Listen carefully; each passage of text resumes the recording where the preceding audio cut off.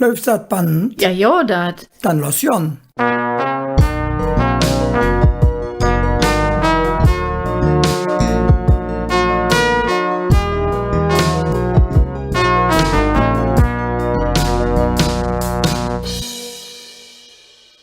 Tag, liebe Hermann. Tag, lieb Caroline. Tag, lieb Flügscher zu Hus und unterwegs und wo ihr sit. Schön, dass ihr da sit. Hüg sprechen wir endlich über das, was wir all lang angekündigt haben, über das Müffele und das Süffele. Sind das nicht zwei schöne kölsche Wörter? Ja, das sind zwei schöne kölsche Wörter. Und was auch ein schön kölsch Wort ist, der halve Hahn. Jetzt können wir die Lüge ein bisschen neugierig machen. Müssen wir ja dass wir auf die kölsche Vorderkatze sprechen kommen, sagen, dass es ja nicht selbstverständlich ist, dass wir so viel zu müffeln und zu süffeln haben. Das ist in anderen Ländern nicht so Usus, das ist auch nicht für jeglich. Und früher, wenn man an das denkt, was du in Dingerpute zig in der Kinderzeit erlebt hast, da war es ja anders, ne? Da war es viel anders. Da ja, das, was in der Jahreszeit quasi das oder was man verwahren könnte für schlechte Ziege. Ich weiß zum Beispiel, im Schlafzimmer, boven im Kleiderschrank, im Winter wurden immer die Äpfel verwahrt. Und das so angenehm Rusche. Das fällt mir jetzt so spontan ein von ganz früher, wie ich noch eine Göttelsbanz war. Da kann man sich auch nicht mehr vorstellen, Äpfel um Kleider scharf. Aber du hast ja auch Ziege erlebt, der Hermann ist 1930 geboren, wo es überhaupt nichts zum Höfele gab. Ja, damit sprichst du jetzt Christik an. Ja, die Christik, da fällt mir natürlich zuerst an, dass man jede Nacht in der Keller ist, gegangen ist vor lauter Angst, aber davon jetzt nicht, die Waffe vom Müffele da redet. Also, nach dem Krieg war es am schlimmsten. Im Krieg war ich weiß, meine Mama und ich, wenn es mühlich war, in Nehl, wir dürfen in Riel wohnen, da gab am nächsten Tag Spinat. Da haben wir uns dann früh alt angestellt, da waren dann 20 Stück für uns und da haben wir ausgerechnet, wenn die Bauern nicht so viel geben, jedem Einzelnen, dann kriegen wir auch noch jetzt. Das war so ein Sort. Dann weiß ich noch, wenn meine Mom die Lebensmittelmarken, die jetzt Jahr zusammengespart hat, dass es kochen Jahr sonntags. Und der wurde dann als Friedas gebacken. Und das hätte so in der ganzen Wohnung dürfte. Und ich hatte doch einmal Lung auf der Koche. Und habe meine Mom dann damit geködert, dass ich sage, liebe Mama, lassen wir doch der Koch uns probieren. Man wissen ja nicht, ob wir diese Nacht von einer Fliegerbombe getroffen werden. Dann ist der schöne Kocher auch kaputt. Und dann hat meine Mom der am Samstag angeschnitten und ein ganzes Schiff kochen. Das war schön.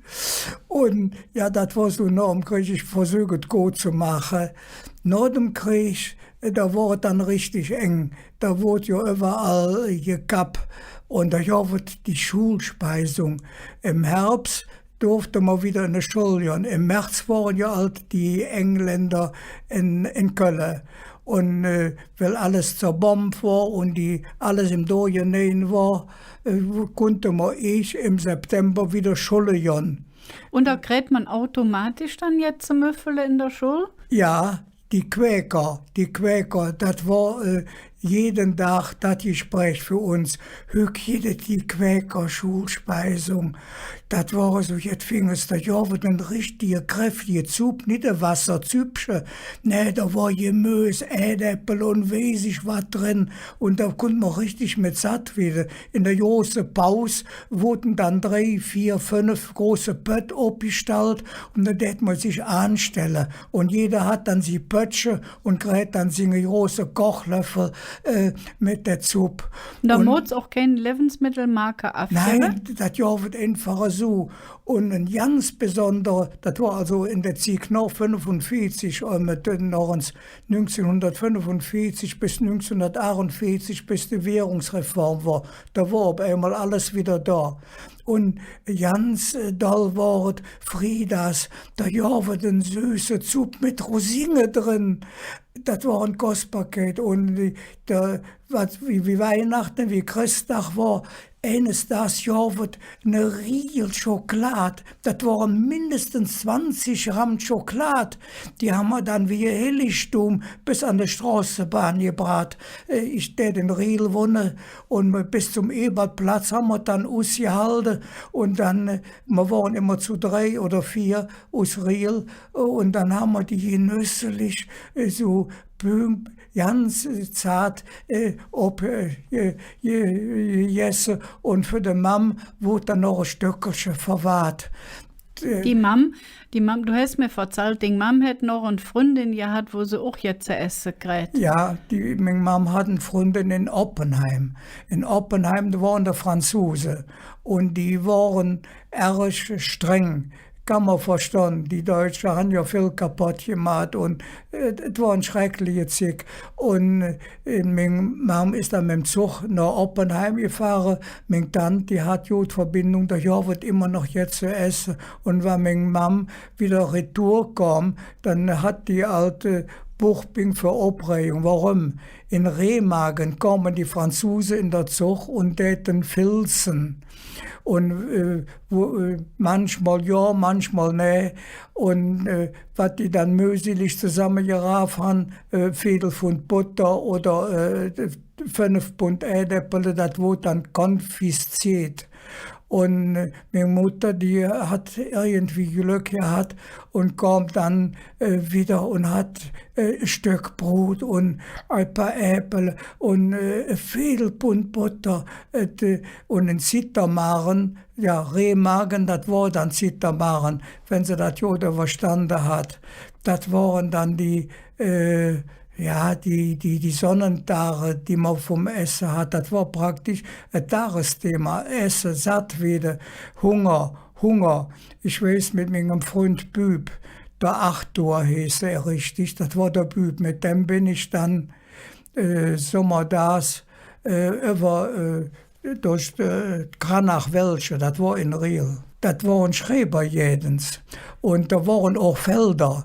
Das heißt Eifeld war da. Wir gingen da und da haben wir gesehen, ein großes Feld mit Zuckerrübe.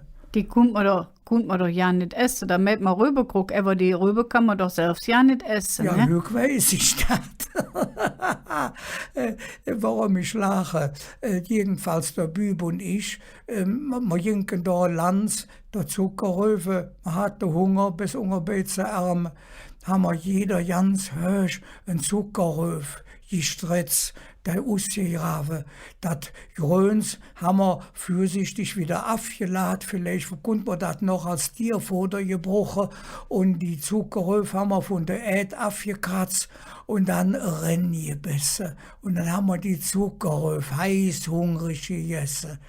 Der Erfolg war verblüffend. Das jofft doch sicher der Flücke macht voran. Du siehst es, wir kommen 3 Tage nicht mehr vom AB runter. Und man hat dann früher 3 Tage, konnte man nicht auf der Klo gehen, weil es nichts zu essen gab. Aber die Zuckerrübe haben uns 3 Tage um Klo beschäftigt. Wir haben nie mehr einen Zuckerrübe geklaut. Und du bist der Sparkommissar geblieben? Ja, der Sparkommissar, das war ich dann. Mein Vater, der ging arbeiten und ich hatte ja nur bis mittags Scholl, beziehungsweise bis September ja kein Scholl. Dann wurde wenn man dann eine Brut hatte, das wurde dann schief wies eingeteilt. Und ich war der Sparkommissar. Ich habe dann morgens meine Mutter, die sich irgendwo anstellen. Ich war allein in der Wohnung und habe dann 2 schiefe Brot gegessen, ging Scholle. Und mein Vater, wenn der abends von der Arbeit kam, hat der Krieg verstanden, der war 4 Jahre lang in Russland. Der war also auch gewöhnt, dass hier und da jetzt zu essen kriegt. Das war die schlimme Zeit. Und die Lebensmittelkarte, die kriegt Gräten sie all oder wer grät die? Die Lebensmittelkarte, die kriegt, wenn nachweisen kommt, wenn er keine Arbeit hat, dass er auf der Straße schippen hat. So für ein Beispiel, ich war ja noch nicht in der Schule, ich war 15 Jahre, ich muss dann nachweisen, ich bin da bei der Müllabfuhr gewesen und wir haben am Hansaring die Straße leer gerühmt, da war dann so Lore, da wurde der Schutt dann von der Straße geschäbt, damit man wieder fahren konnte. Und dann ja, den Lebensmittelkarte. Und ich hatte dann später, das heißt September, Oktober, ich war dann 15, 16, hatte ich eine Freundin, rein platonisch. Wir haben uns nur hinter der Theke gesehen, hinter welcher Theke? Beim Bäcker einig, um Jürjenswall. Da war der Bäcker einig. Und dem sing Nichte, die war Verkäuferin, die kam aus der Eifel. Und das war lecker Mädchen. Und wir zwei täten uns direkt mit der Aure jähen han. Mir war da nicht. Und das Schöne war, ich schaff dann 500 Gramm Butter, Brotmarke auf. Und die Freundin, die tät sich dann verdunn in jense Fösja und joff mir dann 1000 Gramm, also 2 Pfund Brot. Der Bäcker einig hätt dat mit schälem auch gesinn, tät leich für sich hergerinse und so han ich zwar 2 Pfund bezahlt, aber nur 1 Pfund Brotmarke aufgejoffe. Und das war natürlich, wenn ich nach Hause kam, das war ja bald wieder wie Weihnachten. Ist ja erstaunlich, wie viel davon hängen geblieben ist. Also ich bin 61 geboren, aber meine Eltern haben das ja auch all erlebt und es war alles kaputt. Und ich habe als Kind gelernt, dass man jetzt Essen nicht fortschmiss. Also man modet auch, wenn es also ein bisschen alt war, essen, weil Essen beinahe so jetzt wie jetzt Hilliges war. Das tät man nicht in der Müll geben. Ja, ich weiß, später mein Chef, da war dann ein Mann von 45, so jetzt, der tät dem ein Stück Brot ob der Erd falle. Ich war ganz erstarrt, wie der das abheffen tät und wieder auf seine Teller legen tät. Und er sagt mich an und sagt, ja, sagt er auch heute noch, wo wir wieder aus dem Vollen schöpfen. Das habe ich nie verliert. Ich bücke mich auch heute noch für ein Stück Brot und fortschmiesse, das ist auch für mich heute noch ein Sünd. Norm Krieg hätte man das ja auch noch lange gemerkt, wo wieder jetzt Essen auf. Das Essen, das war das Allergrößte. Man spricht ja dann auch von der Fresswelle. Und das war für ein Beispiel im Urlaub das Allerwichtigste, dass es jetzt jedes zu essen auf. Heute hätte man ja vielleicht eine Ferienwohnung nehmen und sich selbst jetzt machen oder ins Essen. Aber früher wenigstens Halbpension Mode dann Sinn, ne? Ja, das war eine Voraussetzung. Ich erinnere mich, da befällt mir dann von der Schelsig der Köbis, der frühere Köbis vom Bäffchen, wie hieß der Lommi. Der Lommi, richtig, der Lommers. Der war ja an sich Köbis beim Bäffchen und hat sich auf der Schelsig selbstständig gemacht. Und da hieß es, ja, beim Lommi, da kriegst du Koteletts Jon über der Tellerrand. Wie hätte das geknuft? Der hätte das Kotelett so quer durchgeschnitten und da ging das links und rechts auf der Tellerrand. Das war bekannt. Und ich weiß, ein Freund von mir, der Manfred, der war uns Sommerdach, noch 4 Abend hinken die beim Lommi. Die stunden sie als Schlange, wenn der um 5 Uhr abmachen tät. Und der hat sich direkt ein Kotelett bestellen. Und da haben sie dann das Schnüssig war, die saßen dann auf Telefonbücher und Bierfässchen und so, jetzt stört ja dann nicht beim Lommi in der Seestraße. Und dann so 1,5 Stunden fiel der Manfred in, dass er ein Kotelett bestellt hat beim Lommi. Der Lommi, der hat sich nie jetzt abgeschrieben. Und er sagte, hey Lommi, ich habe für 1,5 Stunden ein Kotelett bestellt, das habe ich jetzt noch nicht. Und er sagte Lommi ganz durch, da kannst du den Sinn wie der Zieg verjäht. Und übrigens, Kotelett haben wir auch kein mehr. Das war der Lommi. Damals wurde ja noch viel Fleisch gegessen, wenn ich mir das so überlege. Es gab lauter deutsche Küche Und das mit weniger Fleisch war und so hat sich ja geändert, wo das ganze Essen von anderen Ländern kommt. Die Leute kommen hier nach Deutschland für zu arbeiten und dann hat sich das auch geändert. Ich weiß, wie die erste Pizzeria in der Nähe aufgemacht hat, wir jenke ganz vornehm italienisch essen. Das ja wird ja für alles nicht. Und dann ja wird Pizza und Nudeln in alle Sorten, das war jetzt ganz Exotisches. Und der Grieche ja wird auch, da ja wird der erste Moussaka. Und dann einmal hat meine uns eingeladen, da jenke mal chinesisch essen. Das war jetzt ganz besonders. Das weiß ich wie wann es eine Runde Geburtstag oder so jetzt gewesen war, so exotisch ist das gewesen. Und dann später noch Döner und Gyros und sonst jetzt, das ja wird alles in der Potezig nicht. Überhaupt habe ich gedacht, was wir hück Teller haben, das habe ich alles wie da ist in meiner Potezig nicht gegessen.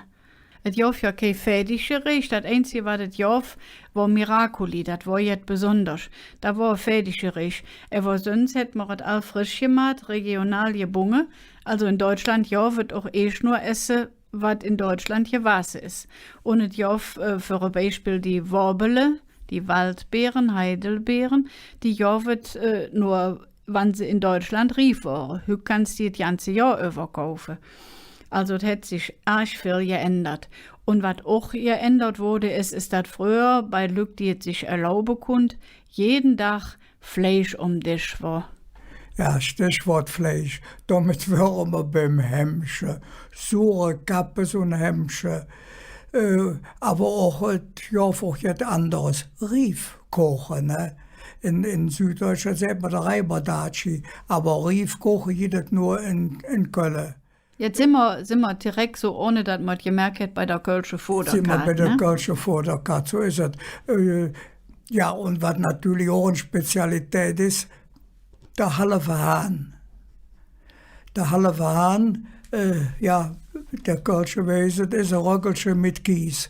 Und wie ist das entstanden? Also, da gibt es ja verschiedene Versionen.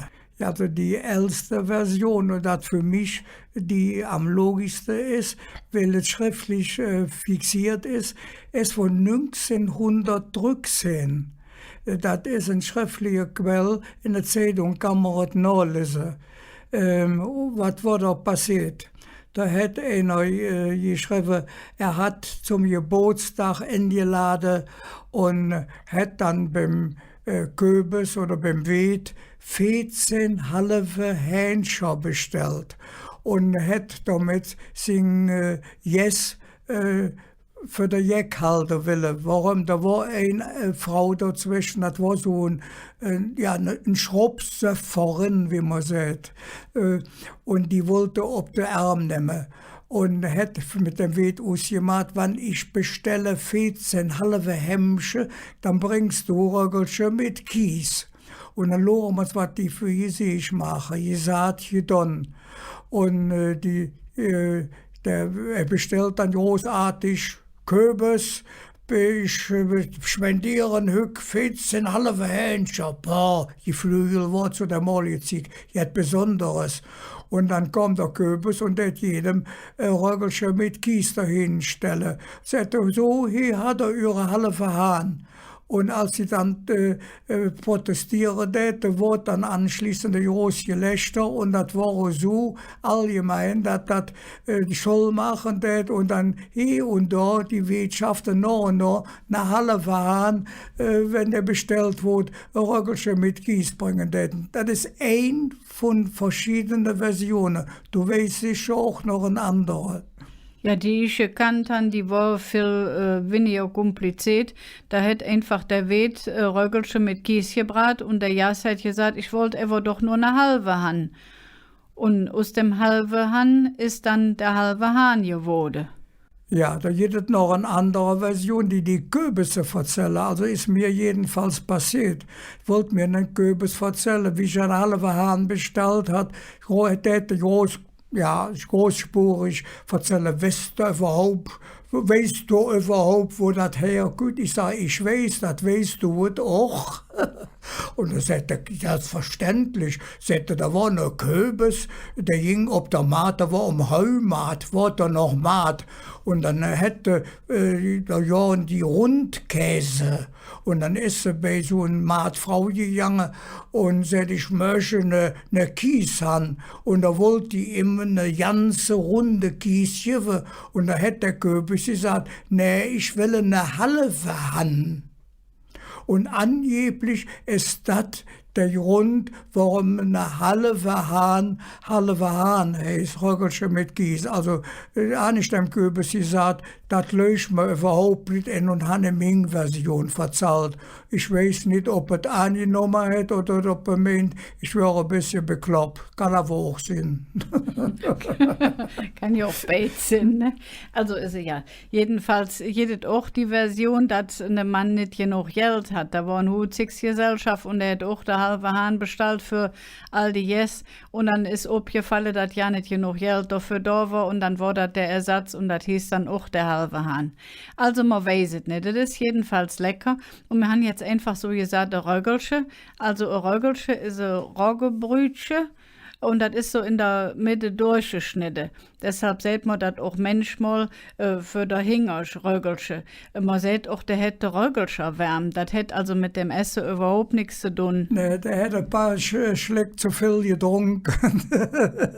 Der hätte Rögelscher wärm, das ist besoffen, um es ganz vornehm zu formulieren. Was man auf jeden Fall in der Kölsche Vorderkarte verklären möchte, ist Himmel und Erd. Ja, Himmel und Erd mit oder ohne Blutwurst, das ist es. Oder mit Flöns. Ja, Himmel und Erd, was heißt das? Himmel, da waren die Äpfel, boven auf der Erd. Und die Erd, das sind die Erdäpfel, die Erdäpfel. Himmel und Erd, da gibt der Name her. Also das ist Apfelkompott und Kartoffelpüree, was So man ist auf es. Hochdeutsch sagen muss. So ist es. Jetzt ist es Zeit für unseren Sprachkurs. Der dritte, aufgepasst, jetzt wird Kölsch gelehrt. Wir haben eben das Rögelsche erwähnt, da kommen wir zu der ganzen Sache, die gebacken werden. Ja, ich erinnere mich für ein Beispiel auf der Straße, wie ich fetz war früher. Wenn wir auf der Straße gespielt haben, kriegte man Hunger. Und dann, ja, durch den Fernsehen, da hingen die Mamas, wenn sie nachmittags eine Stunde frei hat und Luft schnappert am Fenster. Und da haben wir dann noch aufgerufen, Mama, schmiss mal ein Butterrammer rauf mit Margarine und Marmelade. Egal was drauf war, es war immer ein Butterramm. Ja, ein Butterramm war in jedem Fall ein Butterbrot, auch wenn kein Butter drauf war. Ja, am einfachsten mit dem ganzen Essen können wir anfangen, wenn man mehrere Gänge hat. Fangen wir an mit dann traditionell die Suppe. Da gibt es unterschiedliche Suppe, Ätzesuppe und Linsensuppe, da kommen wir noch drauf mit dem Gemüse. Ja, und der Erdäpfelsuppe. Erdäpfelsuppe ist das nicht schön. Ja. Danach, wird das Essen mit der unterschiedlichen Sorte Gemüse. Ja. Das heißt also, da gibt es Ätze, Erbsen, Bunne, Ja. Bohnen und Murre. Und Moore, du sollst nicht murren. Ja, Sellerie und Breitlauf und was ist das schöne Wort, was das Sprütscher. Das ist Englisch, ne? Da gibt es Sprouts. Aha, ob Hochdeutsch heißt es Rosenkohl. Oder wie ich geht es in einem schönen Lied, das ist der Puppeküche-Kappes. Ist doch ein schönes Wort. Was schön. Ja, Kappes, sure Kappes, jedes noch und Rude Wiese Kappes. Kappes, rote Kappes, ja. Und damit wird gewürzt mit Ölig, Und, mit Zwiebeln, also. und vielleicht noch ein bisschen Petersilie dabei. Ja, Dann- auch schön. Jedes die unterschiedliche Sorte Schlot. Ja, der Feldschlot, Und der Feldsalat, Und der Plückschlot. der Plückschlot, ja, richtig. Endiviensalat, da hätte meine Fetz vorher gesagt, der Schleiersalat, der wurde immer so in Striefe geschnitten, ne? Oder wird auch heute noch. Und dann alle Sorten, was man traditionell als Beilage hat, das ist das erste Ätäppele. Wenn die gebraten sind als Bratkartoffeln, heißen die Bratäppele. Ja, und da fällt mir schön, singen sie ein Schälpanäpel, wenn einer jetzt sagt und sagt, du hättest doch für da liegen, auf Hochdeutsch, du schiele de Pfanne Bratkartoffeln, ne? Ist das nicht wegen? Das kann man aber nicht essen. Das ist ja nur als Schenkwort. Das nur nicht vorbei. Entschuldige, ich bin ja abgeschweift. Dann gibt es die unterschiedliche Sorte Nudeln. Die spricht man natürlich auch Kölsch. Also das heißt nicht mit dem schönen gerollten R. Tortellini, man sagt Tortellini, aber auch ganz leger, die Spaghetti. Ja, Spaghetti. Da ist auch kein R drin. Mit Kölsch können ja überhaupt kein R sprechen. Ne? Dann haben wir für den Nordisch das Obst. Das versteht man einfach. Die Äpfel sind Äpfel, ne? Ja, was ein schön Wort ist, der Plüschbrumme. Das muss verklären, der Ja, auf Plüschbrumme. der Beige, der Pfirsich. Ja, das ist schwer für eine Kölsche. Der Pfirsich. Aber Plüschbrumm, also Brumm ist wie Französisch ist die Pflaume und Ja. Plüschbrumm ist wie die Pflaume, die ein bisschen plüschig ist. Das Ja. ist wirklich schön. Dann jede die Birre, die Birnen und dann jede die ganze Sorte Beeren. Ja. Die Erbele sind die Erdbeeren, die Brommele, die Brombeere, die Worbele, die Waldbeeren oder Heidelbeeren und dann jedes noch Krönzele. Ja, Krönzel ist auch ein schönes Wort. Die Stachelbeeren, die man für rasieren soll, ist ein blöd Wort, Entschuldigung, dummer Striche. Ja, und wenn es jetzt nicht aus der Natur kommt, aber evans fing parat gemacht ist es am eng vom Essen dann nicht is. Und wie man evans alt gesagt haben, auch ganz leger Kölsch gesprochen, Spaghetti is. Als Spaghetti ist. Oder unterschiedliche Sorten kochen. Für ein Beispiel der Streukochen. Ja, Streukochen war ja traditionell noch ein Begräbnis. Ne? Ja, aber wenn das Reuessen daheim stattfindet, holen sie das Streukochen aus dem Schlafzimmer. Aber vom Begräbnis sprechen wir jetzt nicht. Wir essen jetzt noch und freuen uns, dass wir da sind. Und vom Begräbnis und von Malote, da können andere Volk. Der dritte. Da sind wir heute wieder am Eng. Wir wünschen euch eine schöne Woche und hoffen, dass ihr nächste Woche wieder dabei seid. Tschö. Tschö.